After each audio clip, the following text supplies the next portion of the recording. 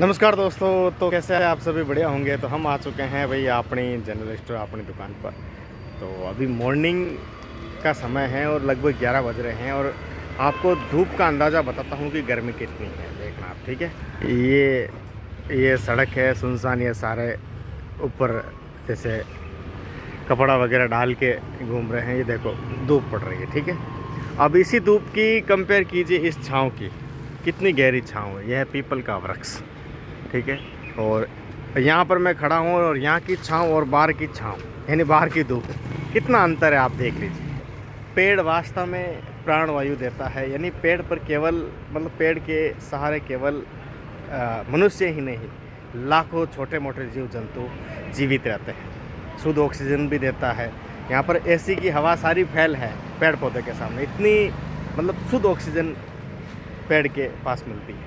चलेगा। ये देखिए हमने यहाँ पर प्याऊ लगा रखी है। ये लोटे थोड़े लटक रहे हैं, इनको सही करते थे। ये 3 मटके हैं। मटके का पानी वास्तव में बढ़िया रहता है। कैंपर की अपेक्षा हम मटके भरवा रखी है, ठीक है।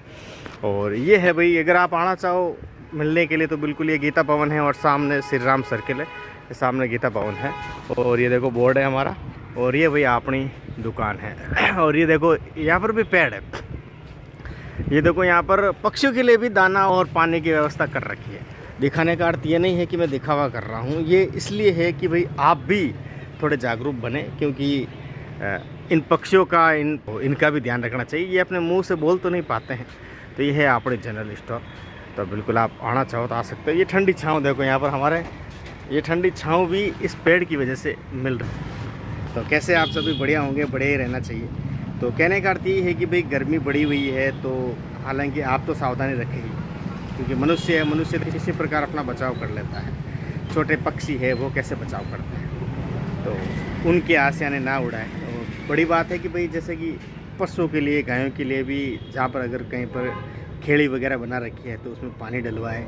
और पक्षियों के लिए इस प्रकार के जो उनके सामने जस्ट ऐसे परिंदे लगाए, ठीक है। और ये देखो वहाँ पर गायों के लिए भी खेड़ी बन रखी है गीता भवन के जस्ट सामने। हाँ, तो और यहाँ पर क्या हुआ है। चले, तो ये था। चलो अंदर से आपको दुकान बताते हैं। ये अंदर से है। और ये यहाँ पर देखो आइसक्रीम का थोड़ा आपको सेटअप दिखाते हैं। देखिए ये आइसक्रीम का सेटअप है पूरा का पूरा, ठीक है। ये आइसक्रीम, ये यहाँ पर डेयरी का पूरा सामान हो गया। और ये कंप्लीट यहाँ पर देखिए।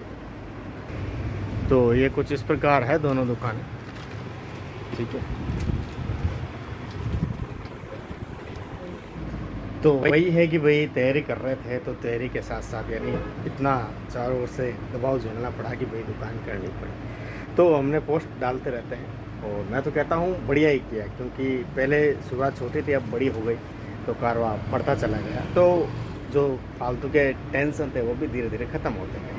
तो कहने का अर्थ यही है कि भाई समय के साथ कुछ ना कुछ करते रहे, क्योंकि ये अपनी लाइफ है, हमें जीनी है, किस प्रकार हम जी सकते हैं।